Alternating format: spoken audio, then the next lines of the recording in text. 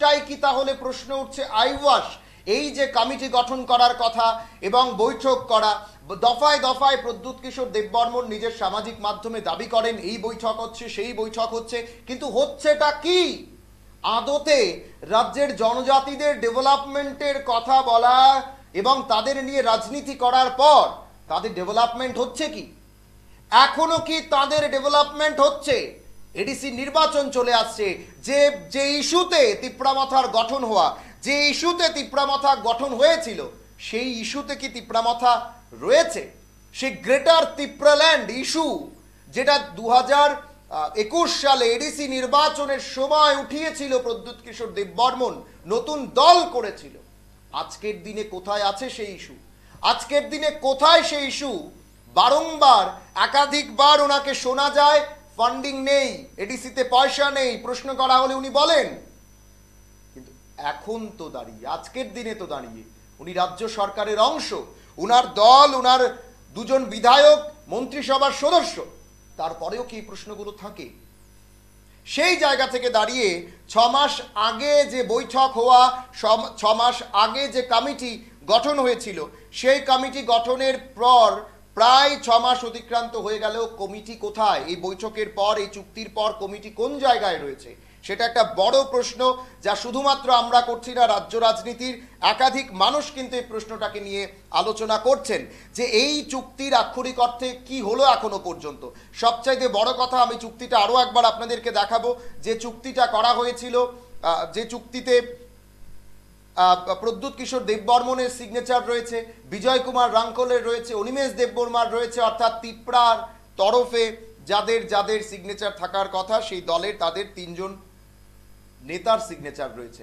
রয়েছে J K Sinha, রাজ্যের যিনি চিফ সেক্রেটারি রয়েছেন এডিশনাল সেক্রেটারি পীযূষ গোয়েল, প্রত্যেকের সই ছিল এই বৈঠকে, প্রত্যেকে ছিলেন। কিন্তু কোথায় রয়েছে সেই সমস্ত কিছু আমরা কথা বলবো। আমাদের সঙ্গে রয়েছেন কংগ্রেসের বিধায়ক, বরিষ্ঠ রাজনৈতিক ব্যক্তিত্ব সুদীপ রায় বর্মন আমাদের সঙ্গে রয়েছেন। সুদীপবাবু, একটা বিষয় আপনার কাছ থেকে জানতে চাওয়া, আমরা দেখেছি আজ থেকে 6 মাস আগে দিল্লিতে একটা বৈঠক হওয়া, তিপ্রামথার যে ইস্যুতে জন্ম নেওয়া এডিসি নির্বাচনের সময়, আজ থেকে বহু বছর আগে, সেই তিপ্রামথার যে মূল লক্ষ্য গ্রেটার তিপ্রাল্যান্ড, সেটা থেকে সরে এসে সামান্য কিছু রাইটস, অধিকার ইত্যাদি ইত্যাদি বিষয়গুলোতে তাদের চুক্তি হলো।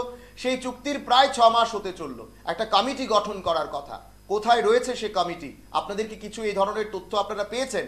বা কোথায় জনজাতিদের আক্ষরিক অর্থে ডেভেলপমেন্ট? কোথায় প্রদ্যুৎ কিশোর দেববর্মন? সুদীপবাবু শুনতে পাচ্ছেন? হ্যাঁ হ্যাঁ। দুটো ঠগবাজ পার্টি একত্রিত হয়েছে। এদের উদ্দেশ্য হচ্ছে মানুষকে বোকা বানিয়ে, মানুষের ইমোশনটাকে কাজে লাগিয়ে ভোটে জেতা। ওরা ভালো করেই জানে যে সমস্ত অবাস্তব ডিমান্ড এতকাল তিপ্রাসা জনগোষ্ঠীকে বলেছেন, কোনোদিনই সেটা ফুলফিল হবে না।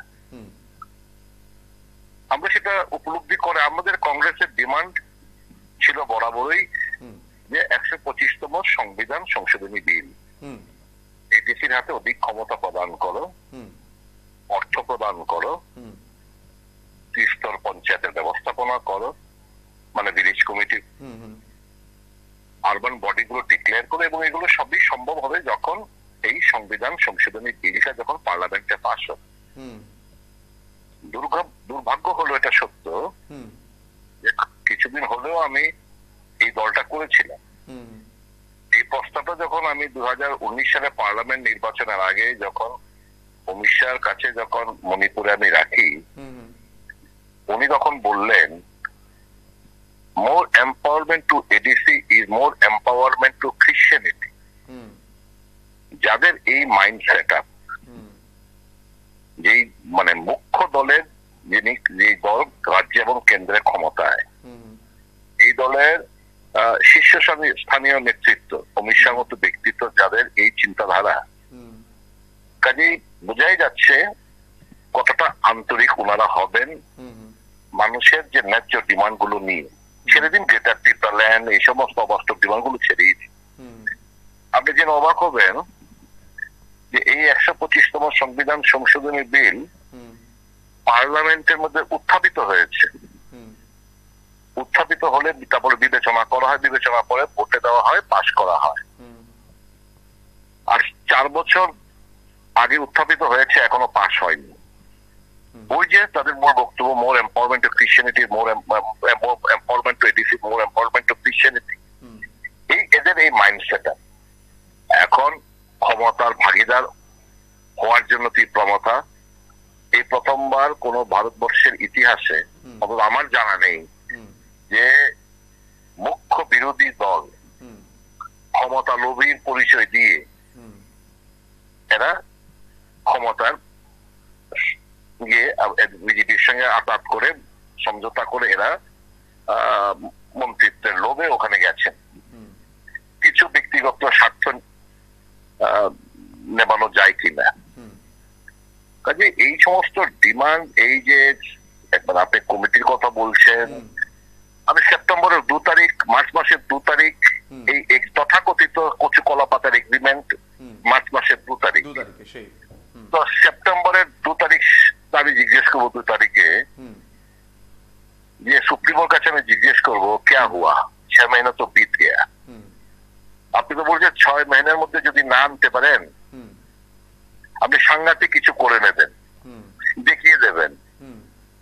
আমি 6 মাস বাদে আমি বলবো, সেপ্টেম্বরের 2 তারিখে আমি বলবো যে ভাই তোমরা ক্ষমতায়, বিজেপি তো করেনি, তোমরা যেহেতু ক্ষমতায় গেছো বিজেপির সঙ্গে, তোমরা সরকারের শেয়ার, ক্ষমতা শেয়ার করছো, ওখান থেকে বেরিয়ে আসো।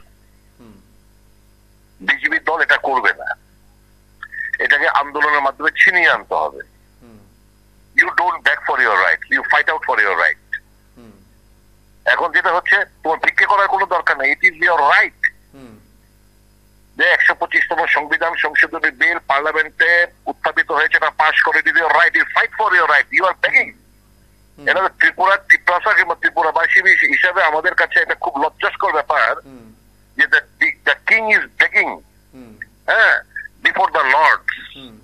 The king was, the so-called Bubagra is not supposed to beg, he is supposed to fight it out. কাজেই এটা আমাদের রাজ্যবাসীর কাছে, ত্রিপুরা জনগোষ্ঠীর কাছে, কিংবা আমরা সারা রাজ্যবাসী হিসাবে আমাদের কাছে এটা লজ্জাস্কর ব্যাপার যে so-called Bubagra is approaching, is going again and again with a begging bowl, ভিক্ষার থালি নিয়ে ও যাচ্ছে, কিছুই পাচ্ছে না। সেপ্টেম্বরের 2 তারিখ আমার আহ্বান থাকবে ত্রিপুরা মথা সুপ্রিমোর কাছে, তার পার্টির কাছে, যে 6 months over, your deadline is over, now you have to fight out for your right. Enough of enough is enough, you have begged enough, now let us join hands and fight